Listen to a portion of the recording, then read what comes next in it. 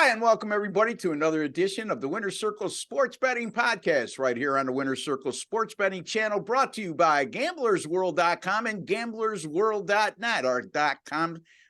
If you want to check that out, is our video portion of our site. Our .net is where you'll find 10 great handicappers, including myself and these two gentlemen who are on the show today, Mr. Jesse Schul and Mr. Sean Higgs. And without further ado, Sean, how are you? All right, I guess. I don't know. We had the winner yesterday here. We had a first fiver. Got it done. The over Yanks. I'll take it. But I had losers on the site. I'm like I said, Ross, I blame you. I blame you. I got for extra Saturday show, and I'm having a bad run. I'm 3-11 out of the gate here in the second half. So it happens. Okay, it's coincidental. Frustrating. What am I gonna do? We take the good, we take the bad in the show. You want me to take the kibosh off you? I will. No, it's all right. But I'm not that powerful. Believe me. I'm trying to throw the old reverser out there, like just really get down on the losses, and then we'll flip them around and also go on an 11-3 run. Well, by the way, folks, Sean has won his last two free picks here on our show. And that's what they like, right? They're not going to the site, so they're not going to GamblersWorld.net. So enjoy the free pick winners. Yeah, money in your pocket. At least 99% of them enjoy your win. Yes, hit the like button. That 1% that when you lose or you lose a couple in a row, that can't wait to bring it to our attention. So, anyway, it's all right. Jesse, how are you, my man? I'm doing great, Ross. I feel great. I feel strong, feel healthy, feel happy. I did not give out a free pick winner on the show last night, though. I think I gave out a pretty damn good pick, though, and I still maintain that I feel like I was on the right side there. Just you can be on the right side and not win. That does happen. You can make the right pick and matter of circumstance lose, and that's what happened yesterday. I did win my premium pick. No, that's not much consolation to those who tailed the free pick, but I'm confident, feel good, ready to move on, and today's a new day. Yep, and again, we had that prolonged discussion about free picks and what to take away from the show, folks. And if you didn't catch that segment, it's on archive. You could listen to yesterday's show and take it all in. So I did have a loser with us, not even close. But also the same day I did a show with Doug Upstone right here on our channel, and I did produce a winner with the Texas Rangers. On the premium side of things, I stunk last night, going 1-3. So these things happen. We move on. In any event, don't forget to visit us at GamblersWorld.net, where you'll see all the leaderboards. Right now, Chip Chirimbus is on top of the leaderboards, and nobody's a close second. But you'll see various handicappers throughout the course of time over on a 30-day and 90-day readouts be on top of the leaderboards. That's just how those things go when you have quality handicappers.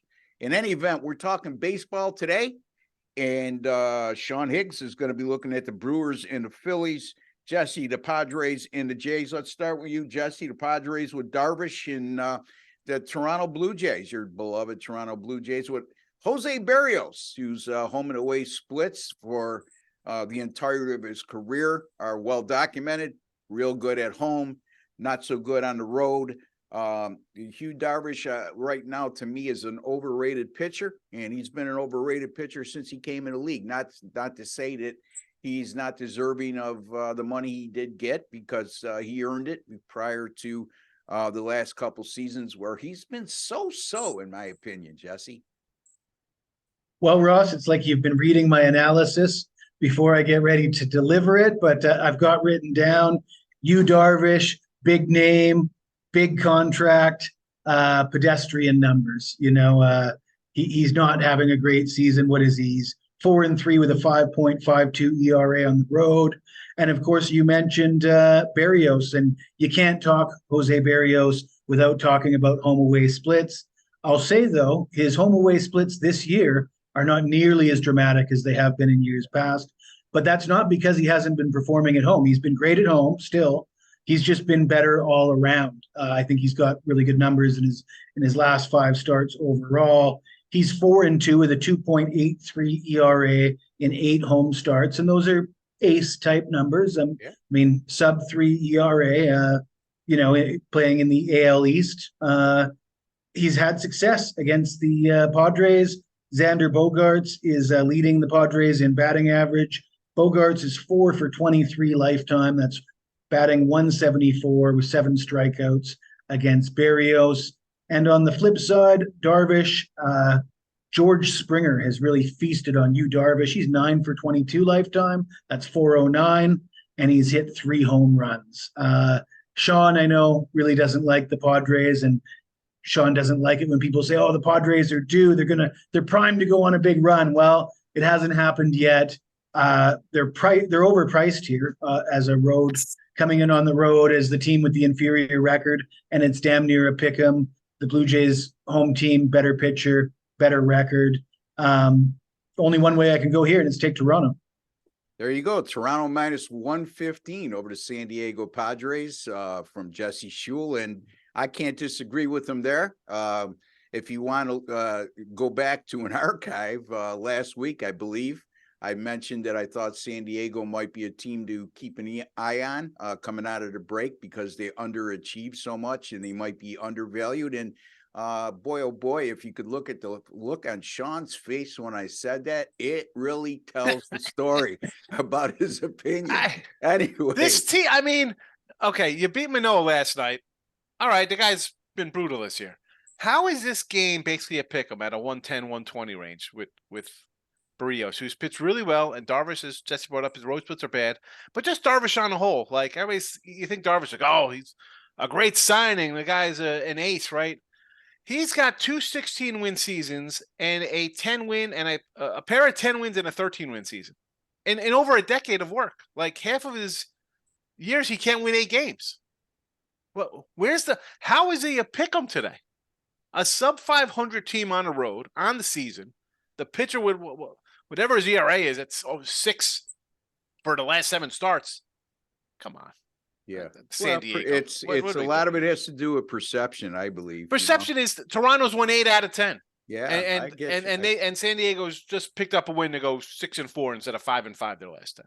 What do we do? All good points, Sean. You're going to get no ridiculous arguments from me. Padres. For lucky, once. I'm lucky I'm a healthy fat guy with low blood pressure because really, for a big chubbums, let me tell you, even when I was like 360, I had like cholesterol was normal, blood pressure's okay. Yeah. Yeah, and I can't.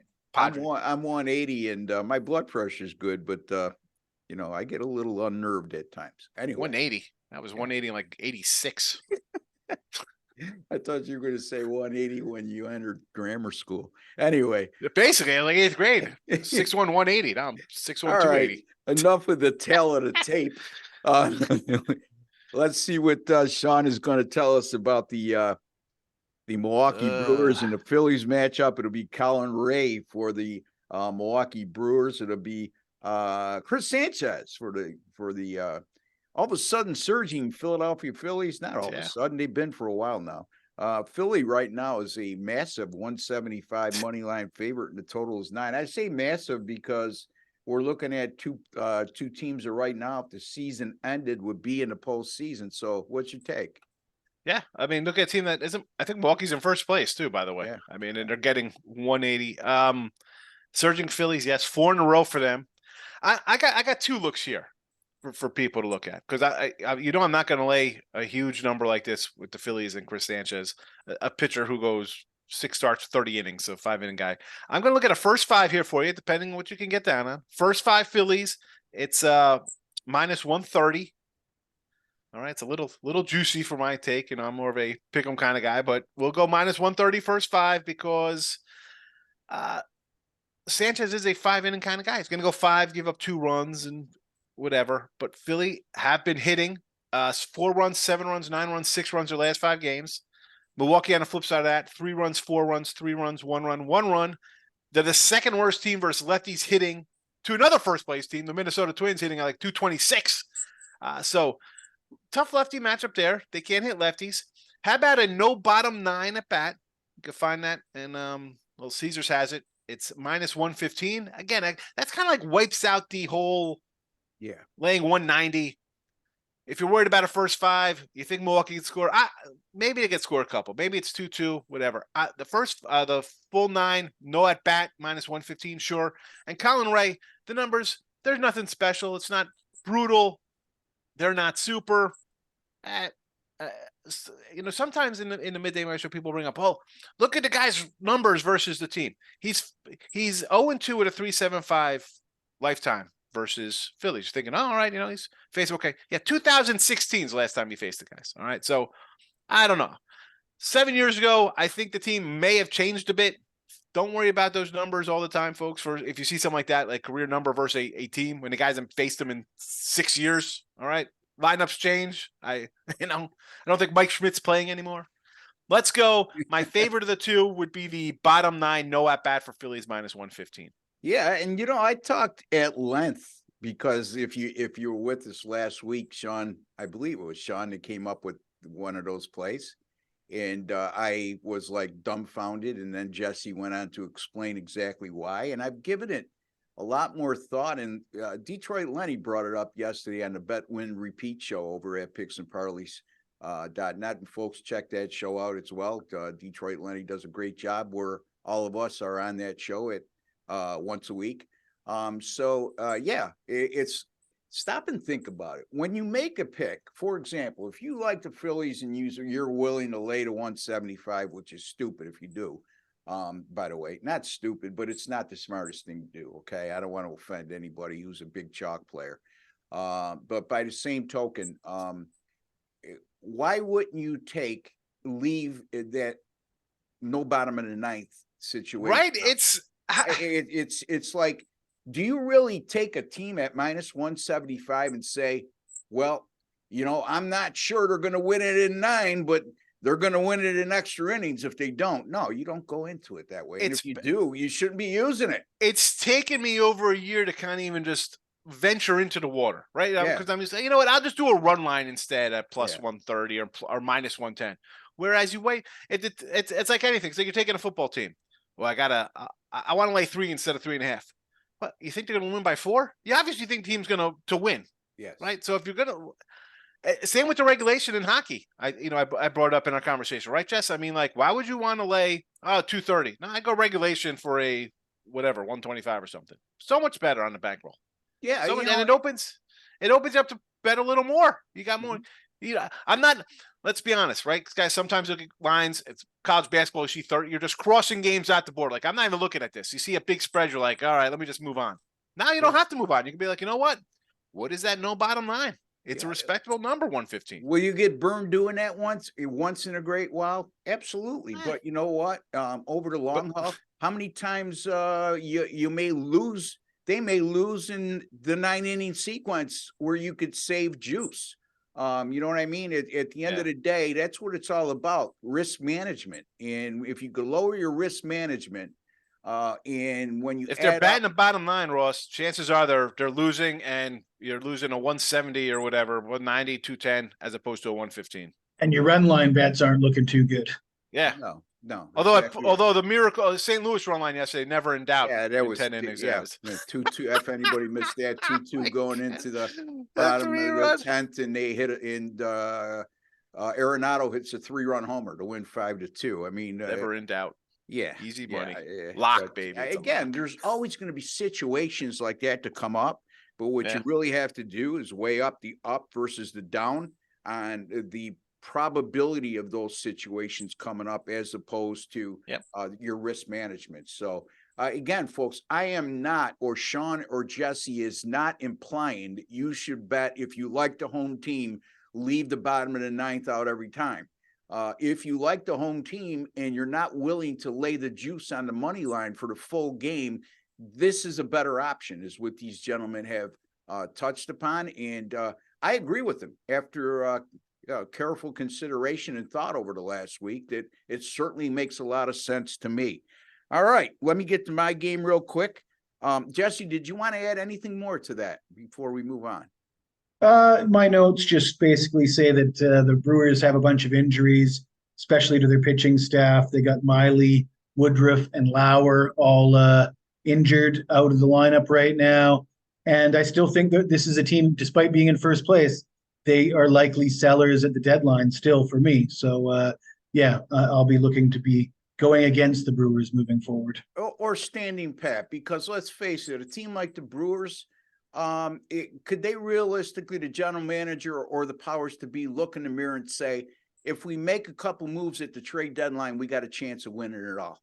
And then most likely you're going to get some players from a team that's out of playoff contention that wants your best prospects. That's, I think, normally the way it goes. Yep. I think they should trade Burns. Yeah. They had that big thing over this arbitration. Value, so trade him away. They're not signing him. They gave him a hard time, like basically said, you were trash last year. You cost us a playoff spot. I think they should trade him, and they get a nice haul for him for sure. Yeah. And, he is coming off a great outing, but to Sean's point, he's been more or less erratic this year based on his standard that he set in past years. So makes a lot of sense to me. All right, let me get to my pick real quick, boys, and then we can move on to our promos. The Giants at the Reds. It'll be Ross Stripling going for the San Francisco Giants. He's been a 3 or 4 inning pitcher this year. His respectable numbers, no doubt about it. The Reds going with Graham Ashcraft, and we've discussed him on numerous occasions. However, as horrible as he was to start the season and up until about 2 weeks ago, his last 3 starts, he has a 1.45 ERA, and he's averaging over 6 innings pitched per start. So that'll cover up some of the Cincinnati bullpen deficiencies, even though the Reds bullpen, 3.41 ERA over the last 7. But I look at their whip during that time at 1.52, and they've been very fortunate. They've been getting out of a lot of jams. However, the Reds bullpen has only allowed one home run in 29 innings pitched over their last 7 games. The San Fran bullpen, a 2.94 ERA over their last 7. They've been very good. Yesterday, San Francisco wins 11-10, and it snapped a string of 5 straight unders for the Cincinnati Reds. Despite that 10-run output yesterday, keep in mind, folks, the Reds scored a grand total of 5 runs combined in their previous 5 games leading up to that. So in San Francisco hasn't gone over the total in back-to-back games since July the 3rd. As a matter of fact, 3-0 to the under in their last 3, immediately following an over. I'm going to go big number here, 10.5. I'm going to go San Francisco and the Reds to go under 10.5. Jesse? I like it. I didn't hear you say much about Stripling, Ross Stripling for San Francisco. His numbers look really ugly, but if you look at him over the last 30 days, 4 appearances, ERA of 3.38. Yeah. So he's, and I looked at those starts, short little appearances, 3-4 innings here, giving up a run or 2. But, that outings like that don't lead to 10.5 runs, do they, Rose? No, well, especially, Jesse, like we've alluded to on numerous occasions, accounting for bullpens. Now, there's got to be a reason why they're only letting this guy go 3 or 4 innings, because his last 4 starts, like you just said, he's been respectable, yet they still are pulling him early in games. And again, back to the San Francisco bullpen, under 3 ERA over their last 7. So they're getting the job done. And very good point. Yes, I should have touched upon that a little more, but that's why I have you guys. That was my job. Yeah, exactly right. Sean, any take on that? Yeah, I mean, the bullpen for the Giants is probably one of the better ones in the league, believe it or not. Because it's not just Ross Stripling. You throw a Discaflene in there sometimes. Who's the other guy? Beebe. They have like 2 or 3 guys who just come in for 3 innings, and then it's Sean Manaea used to be a starter, and he comes in out of the bullpen for 3 innings a game. Yeah. This spot for me though, I actually kind of like the Reds. And it's tough for me as betting a team that's lost 6 in a row as a team that's won 7 in a row on the other side of that. But Ashcraft's pitched really well, and they're a home little dog. And I'm not a big Stripling guy, although he's pitched well. I could see them maybe breaking through here. And I'll lean Reds there. It's just just my little. So the Reds have lost 6 straight, but 4 of those 6 games were 1-run defeat. Yeah, they're losing. So they're not as far off as they look. Yeah, and think about this, like Sean just mentioned. You got 2 pretty average starting pitchers here for the most part. Their recent numbers which show that they're above average, but overall, their entire resume, not only this season but over the course of their career, I would classify them as average at best. I don't think I would get much argument in that regard. And then you have one team that's won. San Francisco's won like 6 in a row, 7 in a row. 7 in a row, and Cincinnati's lost 6 in a row. Sean, Yep, they've lost 6, and yet San Francisco is only $1.15 favorite here. So there you have it. All right, let's review. I like the Giants and the Reds to go under 10.5. Jesse likes the Toronto Blue Jays minus 115 over the San Diego Padres. And Sean likes the Philadelphia Phillies minus 115 over the Milwaukee Brewers. And that's how do you exactly it's not to bat in the bottom of the ninth. Not to bat in the bottom of the ninth. So I just want to word that correctly. So if somebody, I believe DraftKings is the only sports book. Caesars has it. Caesars got it. Will Hill. Well, Yep. okay. It's up there. Yeah. So you could find that at Caesars for sure, because that's where Sean's finding it. It's one of the first things I look at now on some teams. I'm like, let me go to see no at bat bottom 9, see what the number is. Yeah. I've been leaning more and more toward these first 5 plays too. So I mean, you're talking about guys who've been doing it a long time. It takes a while to get into it. It's like, you have to evolve. You have to evolve because the nature of the game itself is evolved. Totally. Know? So that's the way you got to look at it. Anyway, Jesse, tell the folks what you have coming up at gamblersworld.net and jesseshul.com and how you've been doing of late.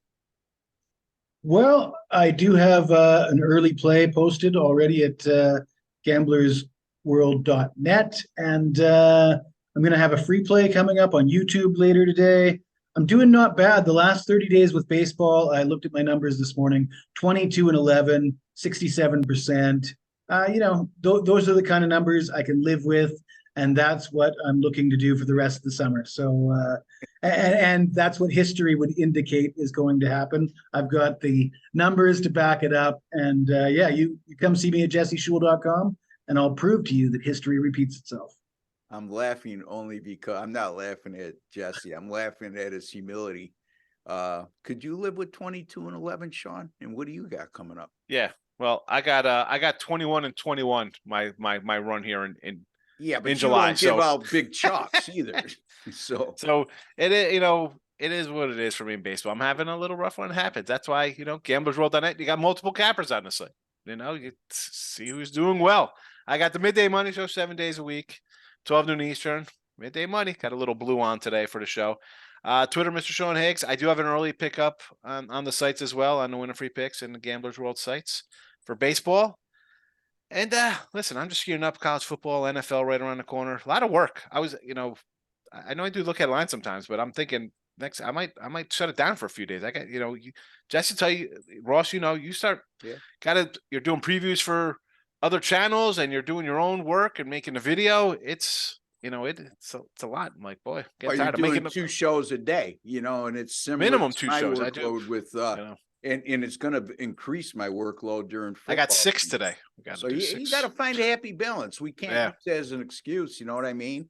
You sometimes want the best production possible, like you do. But by the same token, at the end of the day, we're not in the spot because we're podcasters, even though we do the best we can in that regard. And I think we both do pretty good jobs, having said that. But we're in this position because we've established ourselves as top handicappers over the last 20 years. So got to keep that in mind, folks. Anyway, you can find me at rbwins.com or gamblersworld.net.